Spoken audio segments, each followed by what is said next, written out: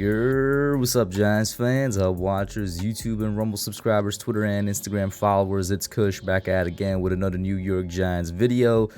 Man, I don't know why the mic looks off-center in the camera though, right? But like, it is directly where it needs to be in front of me right here. It just does not look centered on the camera. Anyway, we are now officially, 6 days away from the NFL draft. It's getting closer and closer. I can't wait any longer, just like I'm sure most of you can't. We just all wanted to be here, and well, we'll talk about that in a second, but there's a couple topics that I want to address today. The Giants made a new signing. We got a new tight end, his name from the Texans, Jordan Akins, a 4-year veteran, kind of an older guy. He's around 30 years old, I believe. Came into the NFL when he was 26 in 2018. There has been a couple reports out there that the Giants are leaning away from Kayvon Thibodeaux. I'm not sure how truthful those reports are, but there's been a good amount of them circulating over the past week or so. And then just a little observation I made about my favorite edge rusher in Azeez Ojulari. And let's start off with the Jordan Akins signing. So, like I said, new tight end in the room. I'm viewing this as a depth signing for sure. I'm definitely viewing the tight end room as it needs somebody else, preferably from the draft, that could come in and be a starter, that can come in and be preferably a cut above the rest. I do like the Jordan Akins signing. Contract details, like every other signing during this offseason, has not been released yet, but I'm pretty sure it would be something like a vet minimum contract or around there, because that's what, that's the deals we've been giving out. That's the deals we can afford to give out. But I got an article here from Paul Schwartz to read to you guys, and this is what it says.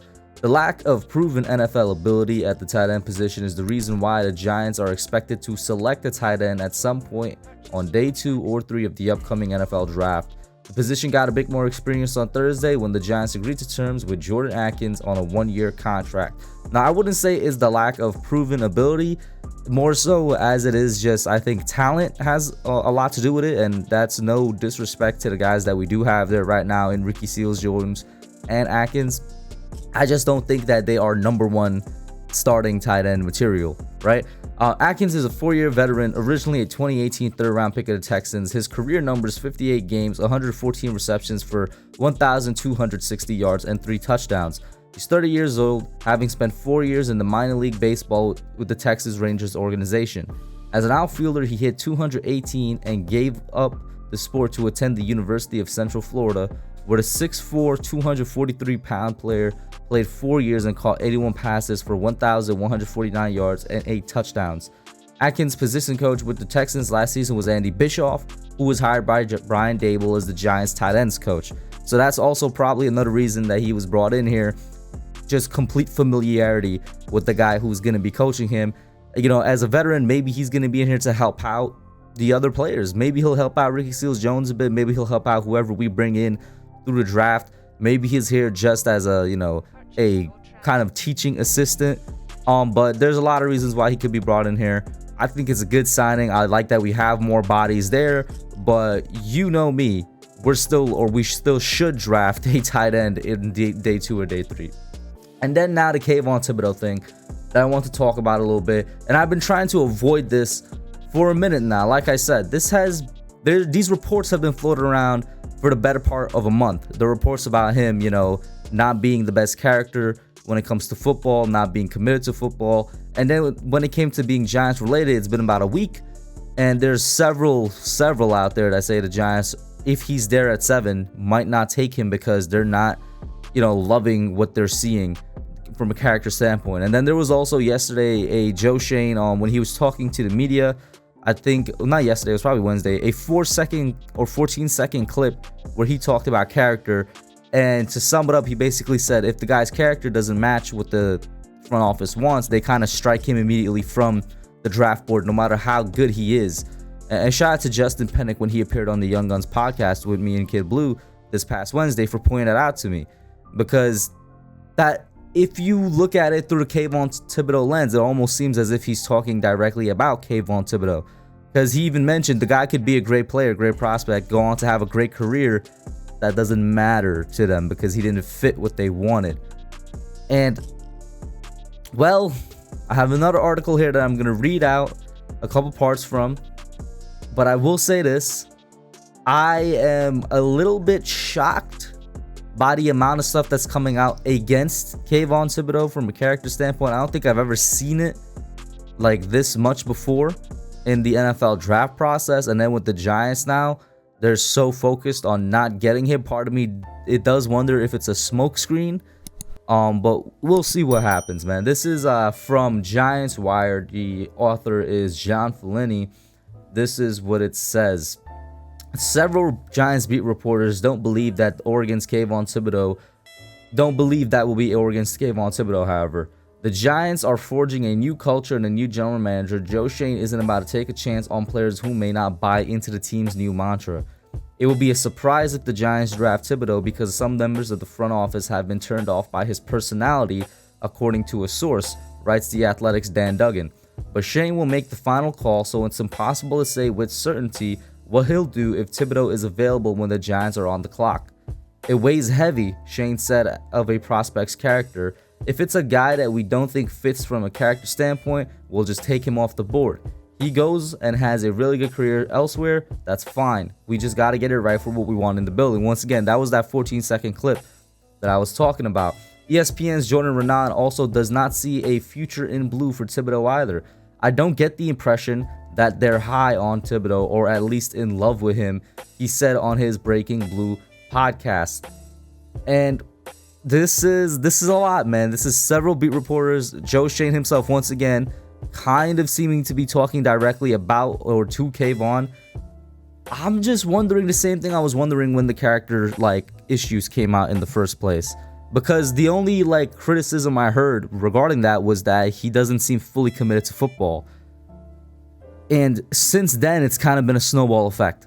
It's just gotten bigger and bigger. The guy went from being the first overall pick to now I'm seeing a lot of draft wars and mock drafts that have him going right around the 10th and sometimes even outside the top 10, which is kind of crazy to think about.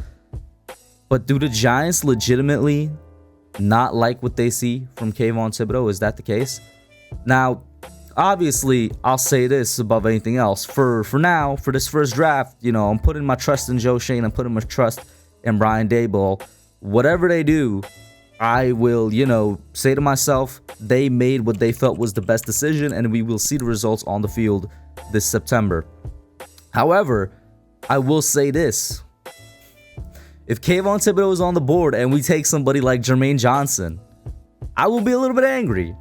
Because Kayvon is without a doubt the better player at that position, right? He's the second best player, probably the best in this draft at the edge position. I don't mind if Kayvon's on the board and we take Sauce Gardner, because at this point I'm beginning to think tackle and cornerback is the way to go. That is one of the best ways the Giants could go with 5 and 7. So I'm fine with that. But if we pass up on Kayvon Thibodeaux, if he's available on the board, to take a player at his position that is worse than him, then I have a little bit of an issue. And I hope we don't do that. Now, the Azeez Ojulari thing that I want to talk about, just a very quick observation I made. He and Andrew Thomas, they were both on a little interview with Victor Cruz. It's up on Giants.com. Believe it might also be on their channel. The one thing I observed was that Azeez is bigger.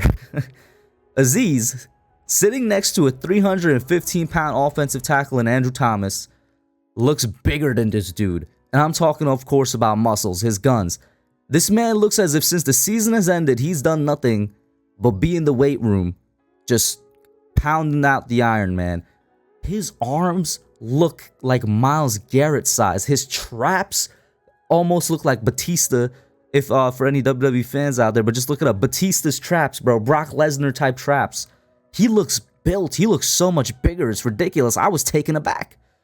Now, the reason I bring this up, of course, is because Azeez Ojulari, who I'm a huge fan of, you guys notice, I wanted him since before the draft, so happy when we got him. He was a very young player when we took him, and he wasn't necessarily a project player, but he was somebody that had a lot of upside. And seeing this makes me believe that he's fulfilling that lots of upside. Can Azeez go out there this year, have a breakout year, although I don't know what you would define as a breakout year, because in his rookie year he had 8 sacks, but can he go out there, have a double-digit sack season and become the #1 edge rusher of the New York Giants?